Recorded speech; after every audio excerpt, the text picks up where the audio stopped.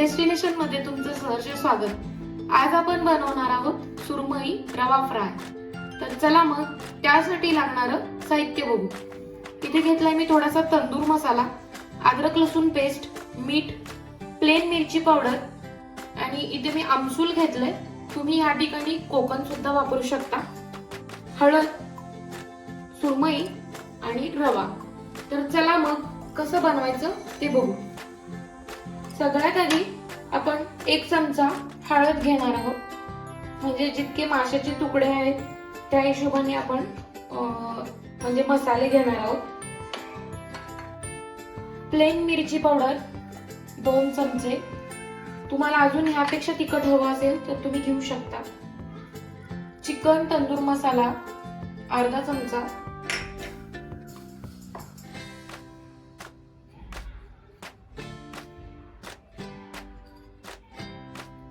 आणि कोकम म्हणजे आमसुलाचं पाणी 1 चमचा, अद्रक लसूण पेस्ट 2 चमचे,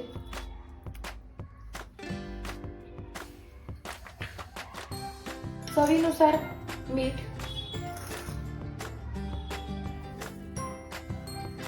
आता आपण जे सुरमई घेतलेली आहे ती आपण ह्यामध्ये टाकून देणार आहोत। त्याआधी आपण हे सगळं एकजीव करून घेऊयात।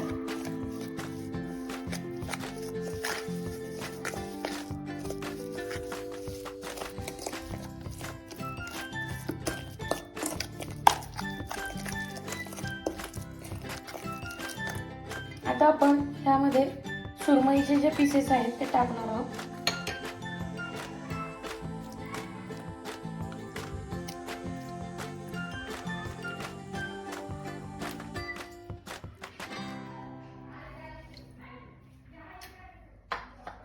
आपण याला आता एकजीव करणार आहोत। हा मसाला पूर्ण ह्या माशांना लावून घ्यायचा आहे आणि 15-20 मिनिटं मसाला लावून झाकण ठेवून द्यायचं यावर।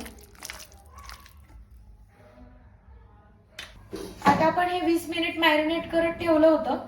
आता आपण ह्याला रव्यामध्ये डीप करून तेलामध्ये फ्राय करणार आहोत। आता आपण पॅन गरम करून घेतलाय, त्यामध्ये आपण थोडंसं तेल घेणार आहोत, 1-2-3 चमचे। जास्त तेल घ्यायचं नाहीये। हे रव्यामध्ये पूर्ण असं डीप करून घ्यायचंय।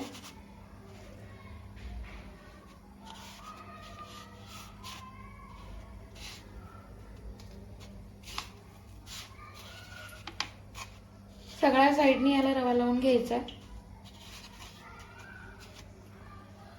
आता यामध्ये आपण पीस ठेवून द्यायचे।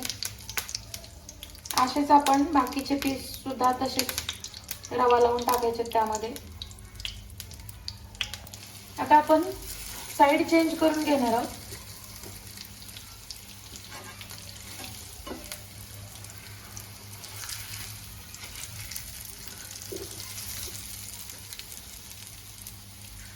अजून थोडंसं आपण यामध्ये तेल टाकणार आहोत।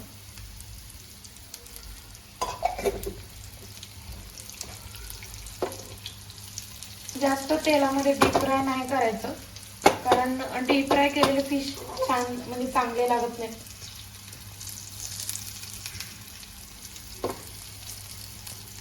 आता आपले फिश दोन्ही साइडनी भाजले की मग आपण सर्व करून घेऊयात।